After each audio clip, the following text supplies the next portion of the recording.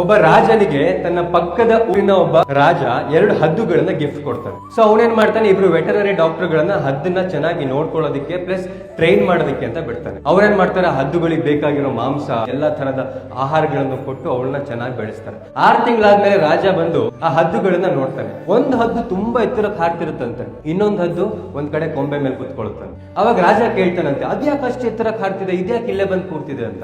ಅವಾಗ ಡಾಕ್ಟರ್ ಹೇಳ್ತಾರಂತೆ, ಇಬ್ರಿಗೂ ಕೂಡ ಒಂದೇ ತರದ ಆಹಾರ ಕೊಟ್ಟಿದ್ದೀನಿ, ಇಬ್ರಿಗೂ ಒಂದೇ ತರ ಟ್ರೈನಿಂಗ್ ಕೊಟ್ಟಿದ್ದೀನಿ, ಅದು ಬೇಗ ಎಲ್ಲವನ್ನು ಕಲಿತು ಯಾಕೋ ಇಲ್ಲೇ ಕುತ್ಕೊಂತಿದೆ ಇದು ಅಂತ. ಅವಾಗ ರಾಜನಿಗೆ ಒಂಥರ ಬೇಜಾರಾಗುತ್ತೆ. ಯಾರು ಬಂದು ನನ್ನ ಹದ್ದಿನ ಮೇಲೆ ಹಾರುವ ತರ ಮಾಡ್ತಾರೋ ಅವರಿಗೆ ಇಷ್ಟು ಬಹುಮಾನ ಅಂತ ಘೋಷಣೆ ಮಾಡ್ತಾನೆ. ದೊಡ್ಡ ದೊಡ್ಡ ವಿದ್ವಾಂಸರು ಎಲ್ಲರೂ ಕೂಡ ಬಂದು ಟ್ರೈ ಮಾಡ್ತಾರೆ, ಹದ್ದು ಹಾರದೇ ಇಲ್ಲ. ಒಂದು ದಿವಸ ಒಬ್ಬ ರೈತ ಬಂದು 1 ಗಂಟೆಲಿ ಹದ್ದು ಹಾರಂಗ್ ಮಾಡ್ತೀನಿ ಅಂತ ಹೇಳ್ತಾನೆ. ಎಲ್ಲರೂ ಕೂಡ ಶಾಕ್ ಆಗುತ್ತೆ. ಹದ್ದುಗಳನ್ನ ಬಿಟ್ಟಿರೋ ಗ್ರೌಂಡಿಗೆ ಹೋಗ್ತಾನೆ.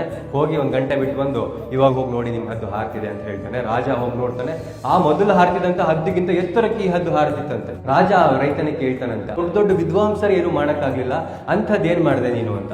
ಆವಾಗ ರೈತ ಹೇಳ್ತಾನಂತೆ, ನಾನು ಏನು ಮಾಡ್ಲಿಲ್ಲ, ಆ ಹದ್ದು ಹೋಗಿ ಕುತ್ಕೊಂತಿತ್ತಲ್ಲ ಆ ಬ್ರಾಂಚ್ ಕೊಂಬೆ, ಅದನ್ನ ಕಟ್ ಮಾಡಿದೆ ಅಂತ ಹೇಳ್ತಾನೆ. ಆ ಹದ್ದಿಗೆ ಅದೊಂದು ಕಂಫರ್ಟ್ ಝೋನ್ ಆಗಿತ್ತು, ನೀವೆಲ್ಲವನ್ನು ಕೊಡ್ತಿದ್ರಿ, ಎಲ್ಲದಕ್ಕೆ ಇನ್ನೇನ್ ಕೆಲಸ, ಹೋಗ ಕಂಫರ್ಟ್ ಝೋನ್ ಅಲ್ಲಿ ಕುತ್ಕೊಂತಿತ್ತು. ನಾನು ಅದನ್ನ ಕಟ್ ಮಾಡಿದೆ, ಇಲ್ಲಿ ಯಾವ್ದು ಸುತ್ತಮುತ್ತ ಯಾವ್ದು ಮರಗಳಿರ್ಲಿಲ್ಲ, ಅದಕ್ಕೆ ಹಾರೋದು ಅನಿವಾರ್ಯ ಆಯ್ತು ಅಂತ. ಸೊ ಜೀವನದಲ್ಲಿ ಈ ಒಂದು ಕಂಫರ್ಟ್ ಝೋನ್ ಇಂದ ಯಾವಾಗ ಹೊರಗೆ ಬರ್ತಿರೋ ಆಗ ಮಾತ್ರ ನೀವು ಜೀವನದಲ್ಲಿ ಎತ್ತರಕ್ಕೆ ಹೋಗ್ತೀರಾ.